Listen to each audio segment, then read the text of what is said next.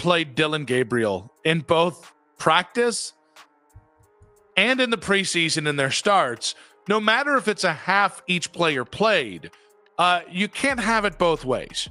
You can't say Dillon played as well, if not better, than Shedeur. Having said that, Dillon Gabriel, respectfully, it was stupid. A very dumb comment to make. First of all, let me tell you something right now. In every walk of life, far beyond the parameters of a football field, people are competing. We compete here on television. You compete with radio shows. You compete on Wall Street. You compete on Madison Avenue.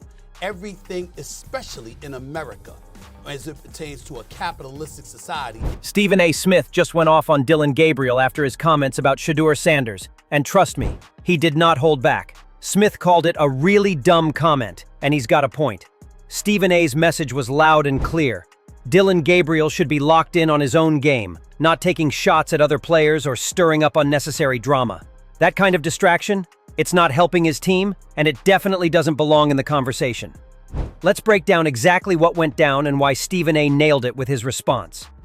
But before we dig into this topic, make sure to subscribe to our YouTube channel, because your single subscription helps us keep creating the content you love. Others will be merciless, but in the end, no one will be wrong, because who instigated that fury against you?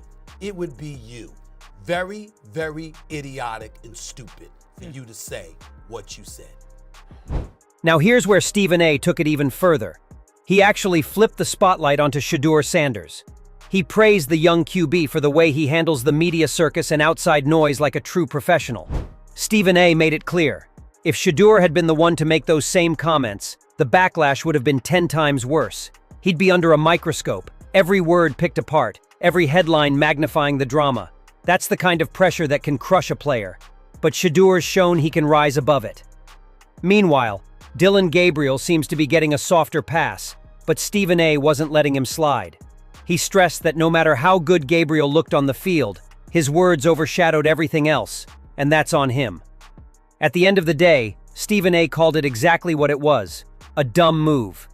Gabriel's comments didn't just add fuel to the fire, they created a whole distraction that could have been completely avoided.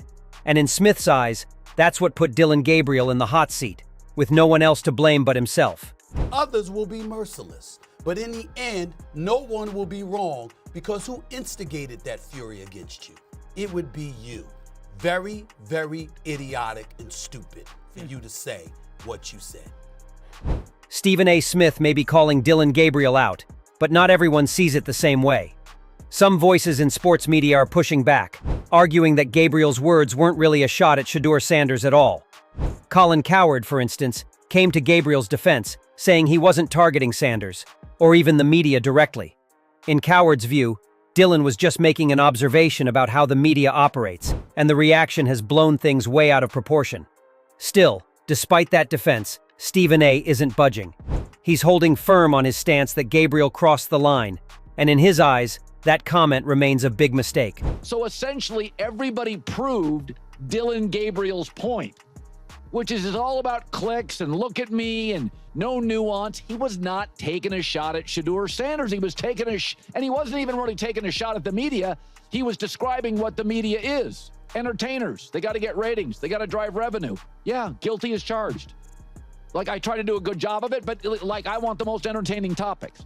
So the truth is about these guys. Stephen A. also didn't shy away from addressing the comparisons being thrown around.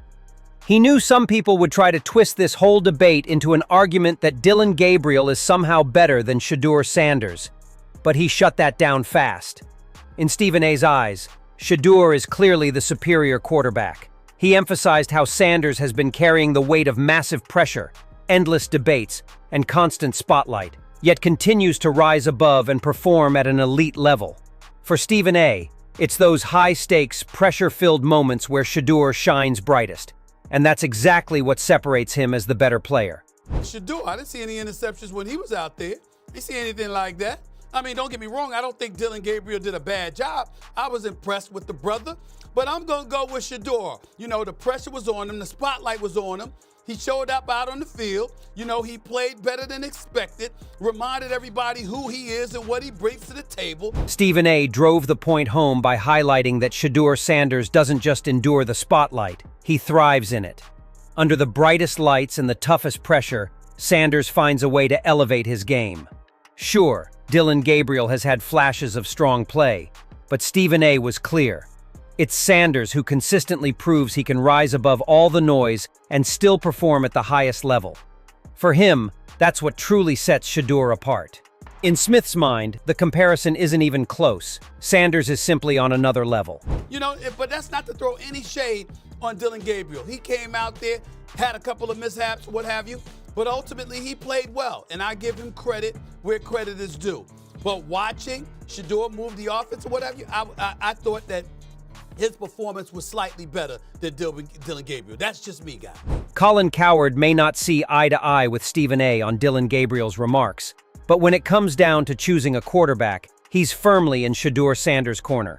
After breaking down Gabriel's debut, Cowherd didn't hold back, saying that if this is the kind of offense built around him, the team could be in serious trouble. And it wasn't just about the interceptions or a few bad plays. Cowherd specifically pointed to Gabriel's size as a long-term concern. On the flip side, when he looked at Shedeur Sanders, the contrast was clear. Cowherd flat out said that between the two, he'd take Sanders without hesitation. In fact, he went even further, calling Sanders underdrafted, which shows just how much confidence he has in Shedeur's talent and potential. So the truth is about these guys, I have two strong opinions. I think Dillon Gabriel's size is an issue. I would have a hard time building around him. He's small. That Shedeur is bigger. I think he moves well. I would choose Shedeur. Stephen A. isn't the only one putting Dillon Gabriel on blast. Chris Kanty also came in hard with his own criticism. He called Gabriel's comments nothing more than cheap shots at Shedeur Sanders, hidden behind flimsy excuses. Kanty made it clear that even if you try to spin Gabriel's words as being about the media, the logic just doesn't hold. The media's role is to cover, analyze, and critique, while players need to keep their focus where it belongs, on producing results on the field. By blurring that line, Gabriel ended up hurting his own credibility. Kanty stressed that Gabriel's defense fell apart under any real scrutiny, leaving him looking weaker than before. And now, with that misstep, the tide is turning. More voices in the media are echoing the fans, calling louder for Shedeur Sanders to climb the depth chart and finally get his chance to shine. Are the entertainers and a competitor, and he's a competitor, and he wasn't taking a shot at Shedeur, but the damage was done. Everybody knows what he meant by that, because you know why? I'm gonna let you take off. You remember at Oregon what the head coach said when they played Colorado? Right. Who was the quarterback? Yeah. Who was the quarterback? Okay. Now Dillon Gabriel finds himself scrambling, trying to walk back what he said about Shedeur Sanders by brushing it off as a simple miscommunication. But let's be honest, was it really? His comments came across sharp and intentional, leaving very little room for misinterpretation. Gabriel took his shots, and now that the backlash has hit, he's trying to soften the blow. This is the turning point, though. It highlights the difference between being a genuine competitor and just playing for appearances. And with that, the storyline around this quarterback battle is starting to shift in a big way. Don't force anything, on a keeper, and felt like, there's just miscommunication on my part and something that we got to clean up, but I will, and we'll make sure of that. Yeah, just miscommunication as well. I got to be better there to help each other out on one that, knowing exactly where the launch point is, and that's something that'll be corrected and fixed as soon as possible.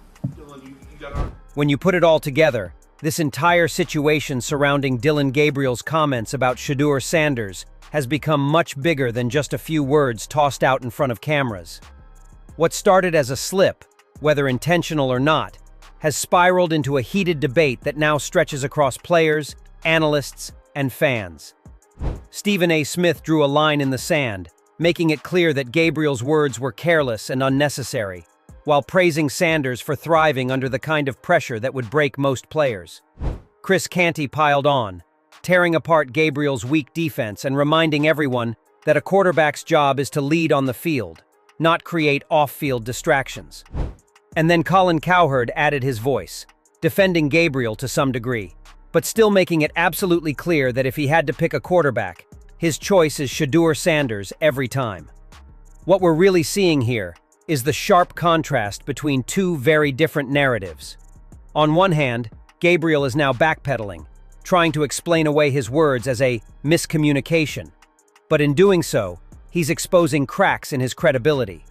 On the other hand, Shedeur Sanders' stock just keeps rising, not because of anything he said, but because of the way he continues to carry himself under the spotlight and the mounting calls for him to be elevated into a bigger role. In the end, this debate isn't just about two quarterbacks. It's about what defines leadership, resilience, and accountability in high-pressure moments. Dillon Gabriel may still have talent and potential, but his words created unnecessary drama that he couldn't control. Shedeur Sanders, meanwhile, has shown that when the noise gets loud, he doesn't just survive, he shines. And that's why, as this story continues to unfold, Sanders stands taller in the eyes of fans, media, and analysts alike. What do you think about all this? Was Dillon Gabriel truly just misunderstood? Or were his comments as intentional as they sounded? Do you agree with Stephen A. Smith and Chris Kanty that Gabriel crossed the line? Or do you side more with Colin Cowherd, believing it was blown out of proportion? And here's the bigger question. If you had to pick one quarterback to lead your team right now, are you rolling with Gabriel or putting your trust in Shedeur Sanders? Let us know your thoughts in the comments below. We want to hear where you stand in this debate.